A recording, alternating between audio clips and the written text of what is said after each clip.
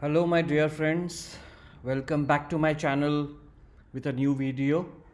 And this particular very interesting series of lectures on the airway management in ICU, pertaining to even the difficult airways, the various modalities, the current evidences, and of course the challenges which we face as an intensivist. So, at this point in time, I would like to be very, very thankful and actually uh, have gratitude towards my colleague, Dr. Noor Sheikh from Kim's Manavta Hospital in Nashik, for this wonderful slides and help me to present this particular talk on my channel. So, without further ado, let us start with this talk. And again, as usual, I am dividing this particular topic in four different small videos. So, now as we know that airway starts with A, and how is important is it in day-to-day intensive care management, be it inside the operation theater or in the intensive care. And we as an intensivist have a different set of challenges managing the airway in the ICU as compared to anesthesiologist who manages a airway inside the operation theater, and there are definite differences into that. So, as we know, tracheal intubation is a routine procedure in ICU, and as I was just hinting towards the setting up of operation theater, it is definitely it's a controlled situation. Whereas in ICU, you have a vulnerable patient, a critically ill patient with respiratory failure, shock, and of course, they are physiologically unstable. So, these factors, along with the suboptimal evaluation of airway and limited oxygen reserves, despite the adequate pre oxygenation, are usually responsible for high incidence of life threatening complications such as hypoxemia, and even for that matter cardiovascular collapses, cardiac arrests, which are predominantly hypoxic arrests in these situations. Difficult intubations, which are again common in ICU, EDs, and say pre-hospital settings with the incidence of about 8 to 13%, and compromised cardiorespiratory physiology, the risk of aspiration and presence of specific factors to the environment where there can be an inadequately trained operators indulging into tracheal intubations in ICU are usually associated with these complications compared to those in the operation theater. And unlike in OR, postponement of airway management is not an option. You don't have an option. You need to have a definitive airway secured at the earliest in a setting of ICU. So, the fourth National Audit Project report of the Royal College of Anesthesiologists and the Difficult Airway Society found that almost 60% of airway complications in the ICU lead to death or brain damage, or a brain death kind of situation, or a vegetative state, as compared to only about 14% in the anesthesia practice. So there's a huge lot of difference. As you could see, it's almost four times, almost 4 to 5 times the complications as seen in the protective environment like operation theater. Now, several evidence-based strategies have been proposed to improve the safety and outcome of tracheal intubation in ICU. The All India Difficult Airway Association, or AIDAA, therefore has developed guidelines to provide a stepwise approach for tracheal intubations in ICU with the goal of improving the safety and the outcomes of the ICU patients. Now, of course, as I was telling, there are challenges and the complications during the tracheal intubations in the ICU.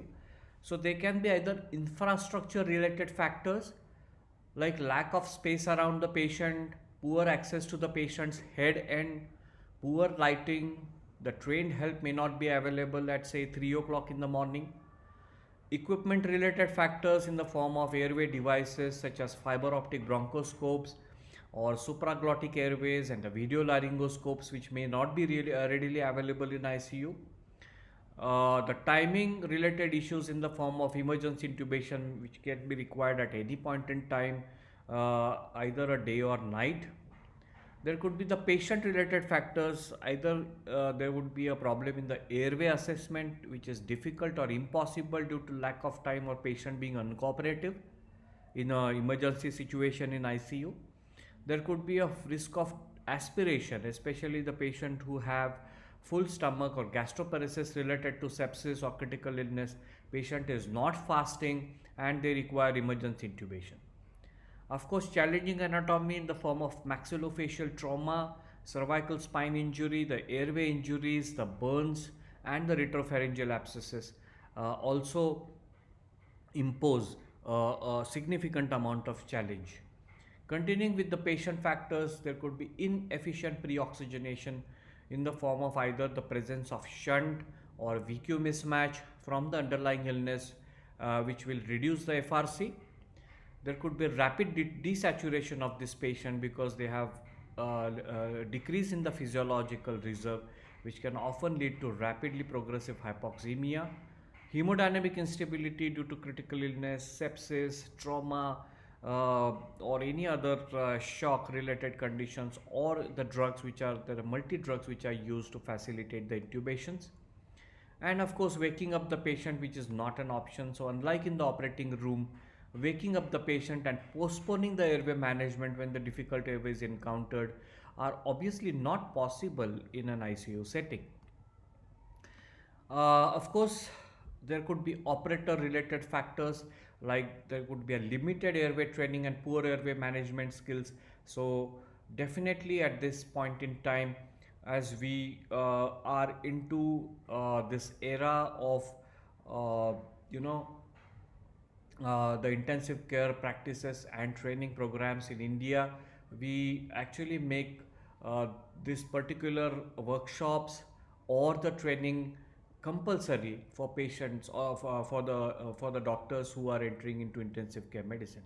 They can be from the medicine background or the chest medicine background, and of course anesthesiology background, where for them it is relatively easy. But yes, physician intensivist would definitely have some problems, and we are actually encouraging those who have physician background to underwent a good sound training from the Indian Society of Critical Care Medicine. As far as experience is concerned, there could be inexperienced junior doctors, again at odd hours, like say in the midnight, which may be performing intubation alone, and any patient in the ICU or an operator related factors can have a stressful situation. So the challenges and complications which we just now actually enumerated, this is just in tabular form, and I have actually touched upon almost all the factors. So just in short, they can be divided into ICU related factors, patient related factors, and operator related factors. So as I said, the incidence of complications during the intubation in critical ill patient in ICU and ED, which can range from about 22 to 54%, making emergency intubation a very high risk procedure. Mind you, 2 or more attempts of TI significantly increase the risk of complications, and in one study the complication rates in whom 2 or more attempts were required compared to those in whom the first pass intubation was successful, and you could see that aspiration 22% versus 2%, hypoxemia 70% versus 12%, and cardiac arrest 11% versus 1%. So it's almost 10 time increase in the complication rate, be it a cardiac arrest or aspiration or hypoxia. Now, how can you predict a difficult intubation? So most conventional tests used at predicting difficult airway, which focus on anatomical features like glottis visualization, whether it is difficult and are difficult to perform in patients requiring emergency intubations. And these are few of the predictors of difficult intubation. Again, for the exam going students, this is a very important slide.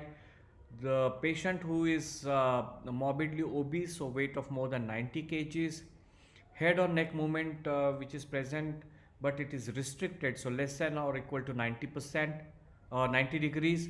Poor jaw mobility, incisor gap of less than or equal to 5 centimeter, difficulty with lower jaw subluxation, receding mandible, protruding maxillary teeth, short thyromental distance of less than 6 centimeters, and other anatomical changes like tumor or goiter. So this is probably an important slide which we should remember. So traditionally it is Malampatti classification, and is a very standard, but it is seldom possible in an emergency situation or in a patient who is non-cooperative, like the class 1, 2, 3, 4, as you could read by yourself. But this is the limiting factor, as I have just mentioned. And these are the classes. Class 1, where you could visualize the soft palate and the uvula, and class 4, where you soft palate is actually not visible. This is the hard palate, and of course the uvula is not visible. Now there is something called as a Lehman score. So it is a mnemonic. L stands for look externally for characteristics known to cause difficult laryngoscopy or intubation or ventilation. E stands for evaluate, the 3-3-2 rule, that is the incisor distance 3 finger breadths, hyoid mental distance of 3 finger breadths, and thyroid mouth distance of about 2 finger breadths. M stands for Malampatti score of more than or equal to 3. O stands for obstructive conditions like trauma, epiglottic edema, peritonsillar abscesses, and N stands for neck mobility. So all these kind of mnemonic which is like look, evaluate, Malampatti trial, obstruction, and neck mobility will be a Lehman score. And the most probably an effective score is MACOCA score, which is recently developed to identify patients with potentially difficult airway, and this score considers not only the patient related anatomical difficulty but also physiological factors and operator experience. So if someone asks me a question as to which kind of scoring system which I will personally use in, especially in ICU, is not the Malampatti, is not the Lehman, but probably MACOCA score. So the components of scores are the presence of a Malampatti class 3 or 4 with a scoring of 5 points, obstructive sleep apnea of scoring of 2 points, cervical immobility 1 point, limited mouth opening 1 point, coma 1 point, severe hypoxemia defined as SpO2 of less than 80% 1 point, and non-anesthesiologist operator 1 point. So this is the MACOCA scoring system, and anything where you have a score of about 12 points which can predict a difficult intubation. So maximum scores can be 12. Score 0 is can predict a easy intubation, but 12 points which can predict a very difficult intubation. This sensitivity is to the tune of 73% and is not validated for video laryngoscopy. But if given a choice, I would actually suggest that we need to use a video laryngoscopy as a norm in any ICU if you are actually having a tertiary care hospital where all sorts of multi-organ failure would come. So this is a MACOCA score, and as I was telling you, these are the scoring system, these are the components of the scoring system, and these are the points. So of course 12 is very difficult.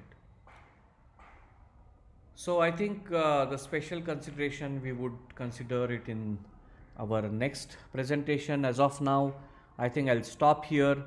So before I forget, I would request you all to like, share, and subscribe my channel if you have not done. That's all for now. Thank you.